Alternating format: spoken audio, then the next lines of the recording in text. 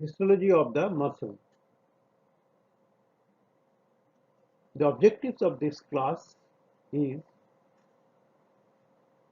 at the end of the class, a student should be able to identify all three types of muscles, their functions and their characteristic features. A student should be able to identify the muscle spindle and its function, and they should be able to identify the neuromuscular junction. The skeletal muscle, under the light microscope, when a longitudinal section is taken, it can be seen as elongated pink areas separated by some white spaces. Actually, these spaces are not empty, it contains connective tissue, that is the perimysium. And the group of muscle fascicles are separated by perimysium. The covering of the muscle is the epimysium, and one can see a section of the nerve fiber inside the muscle fiber. In the cross section, the muscle fascicles can be either quadrangular, triangular, sometimes circular, rectangular, separated by fine connective tissue or the perimysium.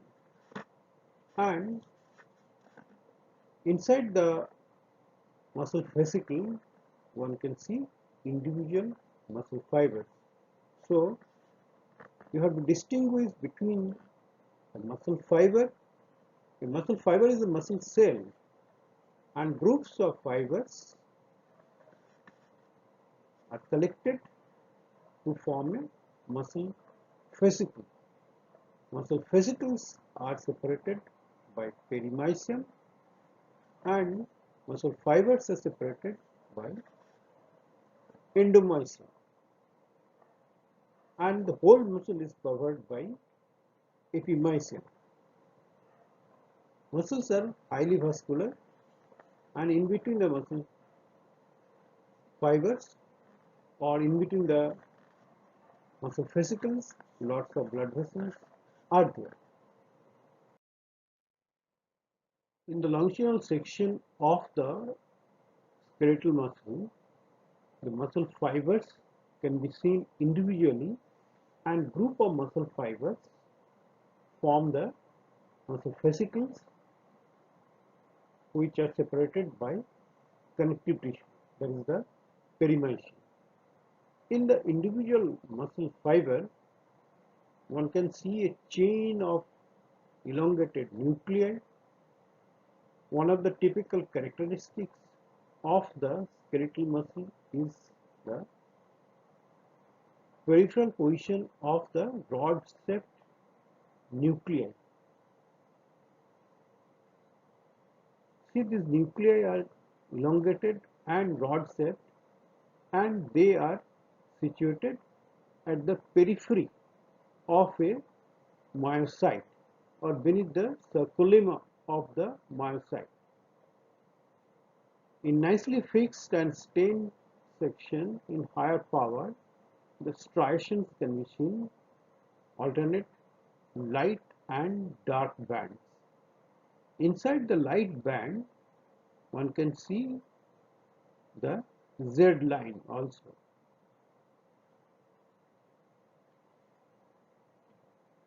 The skeletal muscle is highly vascular, and it contains lots of blood capillaries lined by the endothelium. The nucleus of the endothelium are smaller than the nuclei of the skeletal muscle fibers. The connective tissue nuclei or the fibrocyte nuclei are smaller than the skeletal muscle fibers. In higher power, inside the muscle, the myofilaments are visible. The position of the nuclei is at the corner of the muscle fiber, just beneath the circular sheath, and the connective tissue fibers or connective tissue nuclei are smaller than the cross section of the skeletal muscle nuclei, and it is darker also. The characteristic feature of the skeletal muscle are the peripheral position of the nucleus, and it is multinucleated.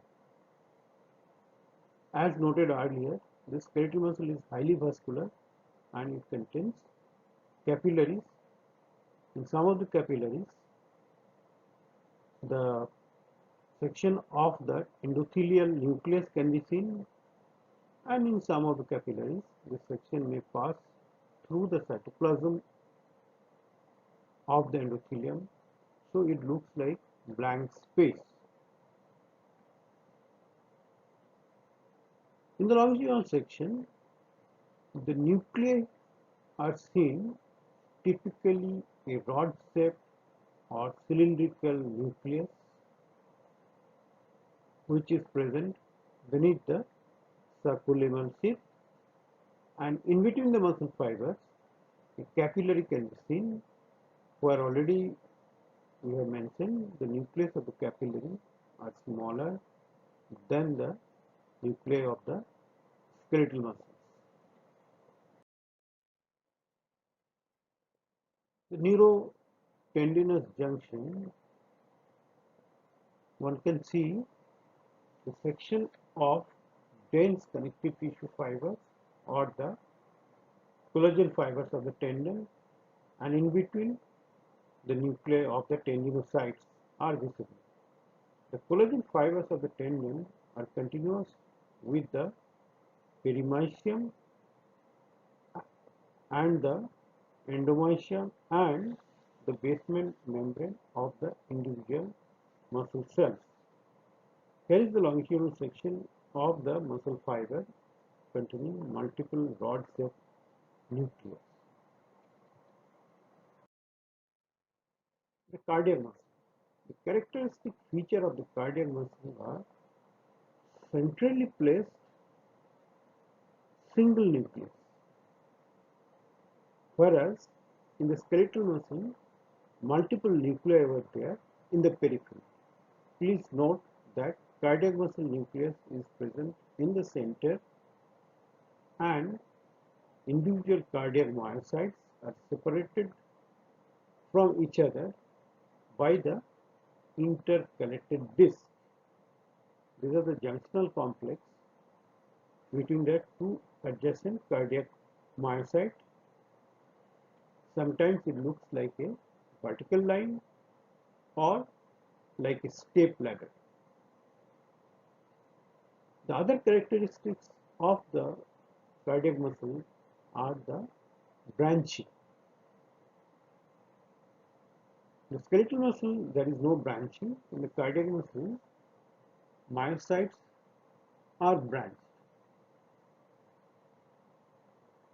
In the longitudinal section, some unstained areas are seen at the ends of the nucleus. These are the places where the myofilaments are absent. The myofilaments of the cardiac muscle are absent where the nucleus is present. So only the cellular organelles are present which doesn't take the stain. That's why it looks white. One can differentiate between a cardiac myocyte and the phagocyte nucleus. The cardiac myocyte is larger and the phagocyte nucleus are smaller. The cardiac myocyte nucleus are pale. The phagocyte nucleus are darker. In between the muscle fibers, there are lots of connective tissue fibers, and capillaries also are there because the heart is highly vascular. In the cross section of the cardiac myocyte or cardiac muscle, it looks oval, sometimes elongated, and sometimes it may look like a V-shaped structure if the section passes through the branching. There are lots of blood vessels. The venae, the arteriole can be seen in the connective tissue lining or the perimysium, and typically the cardiac myocyte nucleus is present in the center, whereas in the cross section of a skeletal muscle, the nucleus is present at the periphery. In some of the cross sections, one can see white spaces. These are the spaces around the nucleus where the myofibrils are absent. The section has not passed through or at the level where the nucleus is present. The cardiac myocyte is in between the cardiac myocyte, one can see lots of blood capillaries because cardiac muscle is highly active. It needs a lot of oxygen. That's why lots of capillaries can be seen in the cardiac muscle. The smooth muscle lines the gut, the blood vessels, the urinary bladder, the uterus, and the smooth muscle fibers are elongated structure. The nucleus is present in the center of the smooth muscle. In the gut, the smooth muscle arrangement is outer longitudinal and inner circular. So one can see the longitudinal section and a cross section of the smooth muscle in the same structure, and they are separated by dense connective tissue fibers. As already mentioned, the smooth muscle nucleus are also rod shaped, but their ends are tapering, whereas the skeletal muscle nuclei are rod shaped or cylindrical, their ends are not tapering. The smooth muscle nucleus sometimes are curved or wavy to accommodate the shape of the muscle fibers also. Here also you have to differentiate between the fibrosid nucleus and the smooth muscle nucleus. The fibrosid nuclei are smaller and they are not elongated. They are darker in comparison to the smooth muscle nuclei.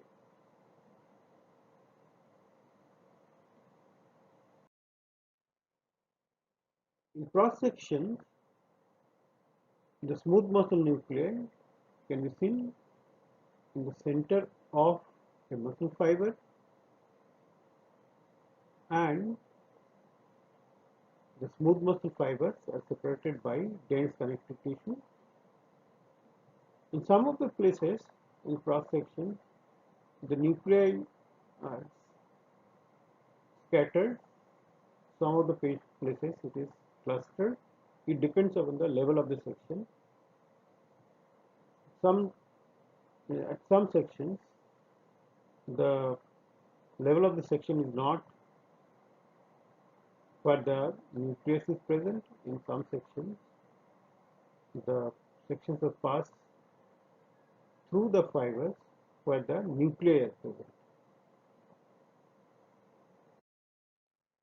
The muscle spindle a specialized structure inside skeletal muscle.